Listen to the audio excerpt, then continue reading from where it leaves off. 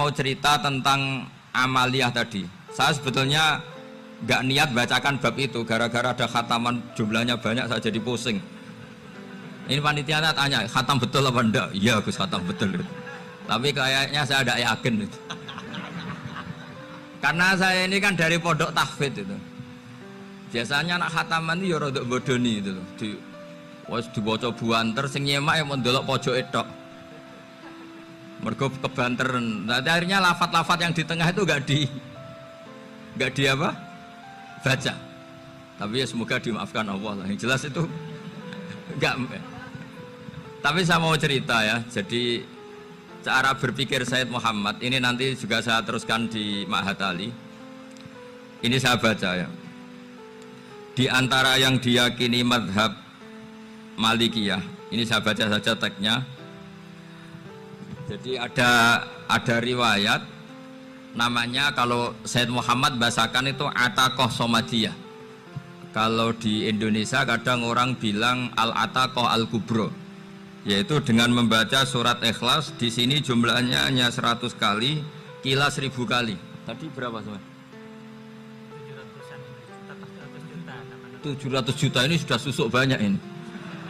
Di sini hanya 40, riwayat lagi 100, 1000. Terus sampai tadi berapa? 800 juta. Wah ini sudah susuk ini. Itu anak cucu sampean pasti masuk surga itu kalau gitu. Ini saya baca, ini kitabnya Sayyid Muhammad ini.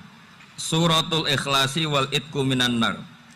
Akhrajat Tabraniyu fil Kabir an Fairuz ad-Dailami wa Ibnu Uftin Najasi.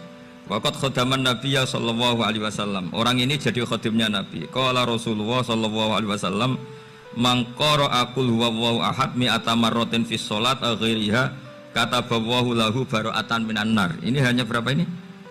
Mi'ata marrah. Berarti kalau satu orang itu cukup 100. Tadi sudah untuk 7 turunan tadi untuk orang berapa? Ya, untuk 7 turunan cukup ya? Cukup. Untuk 7 turunan.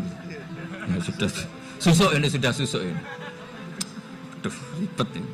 Nah ini tak cari pembenarannya, ini supaya keren.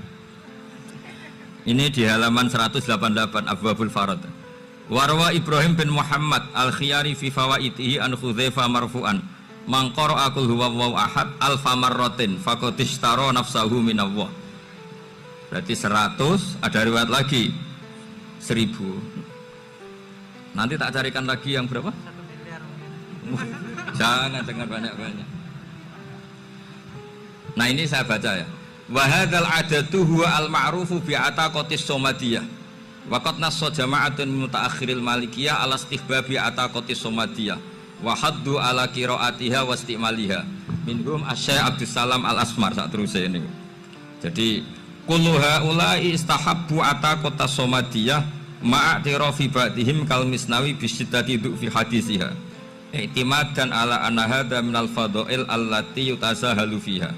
Faman sa'a yasta'milaha roja'a khusula ma fiha fala ba'sa bidzalik ala syarti alla ya'taqida thubuta dzalika anin nabi sallallahu alaihi wasallam hatta la yaqa'a fil kitsbi alaihi. Jadi intinya itu silahkan Anda bikin jumlah sesuai versi Anda. Yang penting Anda jangan kampanye kalau itu perintah Kanjeng Nabi Muhammad sallallahu alaihi wasallam. Karena kalau kamu atasnamakan Nabi kemudian jumlahnya sampai 800 berapa? 800 juta, berarti Nabi mengajarkan masyaqqah pada umatnya. Jadi cukup yang riwayat itu di sini hanya 100 sama 1000. Jadi kalau jumlah tadi untuk 7 apa? Turunan. Jadi kamu harus ditutup dengan doa, ya Allah, semua itu bukan untuk saya tapi untuk 7 turunan. Tolong catat ya Allah. Karena jadi artinya gini loh ya, orang Indonesia yang sering mempraktekkan ataqoh somadiyah itu bukan tanpa dalil. Ternyata dalam madzhab Maliki, saya masih ingat ketika mbah saya kandung, bapaknya bapak, asmane Mbah Nur Syam, itu wasiatnya minta dibacakan 4000. Yang baca pas itu ya bapak sama anak-anaknya. Dan kemudian alhamdulillah zaman akhir itu mulai agak ngawur. Kalau ada acara itu wong liya kon maca anake mlebu metu gak melok maca. Itu keliru, saya jamin itu keliru. Saya sering kalau mimpin di rumah, kalau yasinan di tonggo-tonggo kok anaknya gak moco, saya keluar. Bapakmu wong liya kon moco, kata saya gitu. Jadi itu menurut saya itu yang jelas. Saya sampai ngisi begini. Yang ada riwayatnya itu idza mata ibnu adam in qata amaluhu illa min salasin shadaqatin jariyah au ilmin yuntafa'u bi aw waladin sholihin yatullah. Itu tidak ada di hadis au kiyayin sholihin yatullah, kata. Yang ada itu awaladin apa? Sholihin. Jadi anaknya harus ikut, kalau ndak ada usah, kata. Akhirnya anaknya dhewe nggih Gus nggih. Akhirnya tak kei jagung paling akeh, kula mendet sithik. Wong aku ora anake kok. Kadang-kadang enggak, orang lain baca buahnya anaknya mau mlebu metu mau enggak no tamu mbek rokokan. Itu harus ditobatkan itu. Keliru itu. Karena nasnya bukan au kiyayin sholihin tapi au waladin sholihin. Ini bukan provokator, ini memang ya seperti itu. Nah terus tentang tadi la ilaha illallah yang didawuhkan Gus Azaim, la ilaha illallah itu penting sekali. Cuma saya mohon itu dielmoni lah. Jadi dulu kalimat ini menjadi spesial karena dielmoni, karena dimulai dari fa'lam annahu la ilaha illallah. Terusannya ayat tuh wastaghfir li dzambika walil mu'minina wal mu'minat. Saya ulang lagi ya. Terusannya ayat tuh wastaghfir li dzambika walil mu'minina wal mu'minat. Makanya menurut mazhab Sadili, kamu disuruh baca la ilaha illallah dulu, jangan istighfar dulu. Saya ulang lagi ya. Dalam mazhab Sadiliyah itu la ilaha illallah dulu, nggak boleh istighfar dulu. Alasannya masuk akal.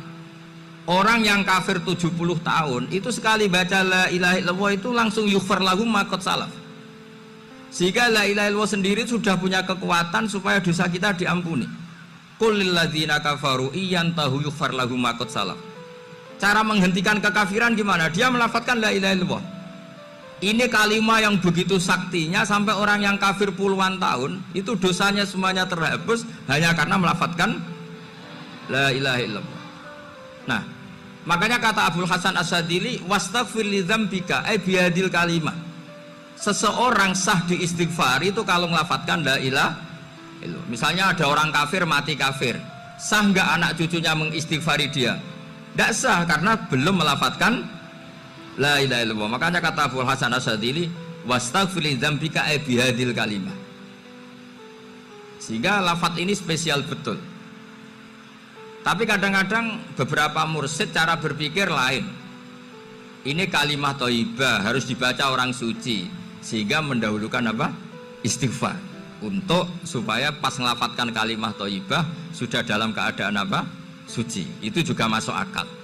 Tapi secara meyakinkan saya sendiri lebih mengikuti manhajnya Abil Hasan As-Sadili karena alasannya tadi.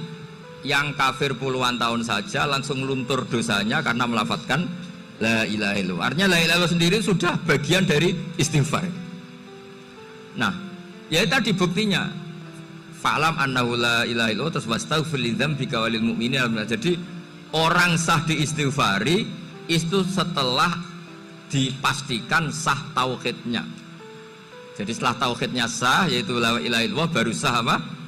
Diistighfari. Sehingga orang kafir, saya ulang lagi, orang kafir yang mati kafir anak cucunya tidak boleh apa? Tidak boleh menistighfar. Terus saran saya kedua, la ilaha illallah itu filosofinya itu nafyun li uluhiyati ghairillah wa isbatun li uluhiyatillah wahdah. Filosofi la ilaha illallah itu gimana? Menafikan semua selain Allah itu tidak Tuhan dan hanya menuhankan Allah semata. Nah itu caranya gimana?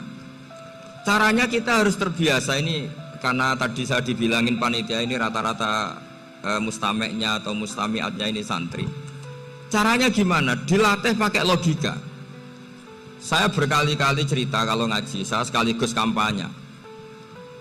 Allah itu Tuhan yang begitu fair. Untuk menjadi Tuhan Allah mempersilahkan, ada kualifikasi Tuhan. Jadi boleh dikompetisikan itu boleh kata Allah.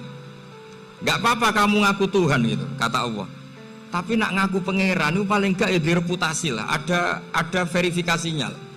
Dimulai dari apa? Ya kalau jadi Tuhan itu setidaknya bikin langit bumi lah, aturannya gitu. Jadi kalau daftar bupati ya daftarlah ke KPU. Masa tahu-tahu jadi apa? Tuhan kemudian tidak punya prestasi bikin langit bumi. Sehingga Allah itu cara ngendikan itu ya fair. Qul ara'aitum ma tad'una min dunillah aruni madza khalaqu minal ardi am lahum syirkun fis samawati. Coba yang kamu tuhankan selain saya, prestasinya apa? Ketika saya bikin bumi itu apa ikut bikin? Terus am lahum syirkun fis samawati. Kalau bikin langit, kalau nggak bisa ya urun lah gitu. Urun semen apa urun bego, pokoknya urun lah gitu. Urun ora, gawe bumi ora, ngerti-ngerti ngaku dadi pangeran. Kul hatu burhanakum. Jadi ya kan ya lucu kan, misalnya syarat kiai di Salafiyah kan keluarga Kiai As'ad, cucunya ngaji ngalim. Orang keluarga Kiai As'ad tuh aku kiai utama di Salafiyah. Oh mesti di penjara ya. Lah yo gak gawe langit bumi, gak ada prestasi terus ngaku sebagai apa?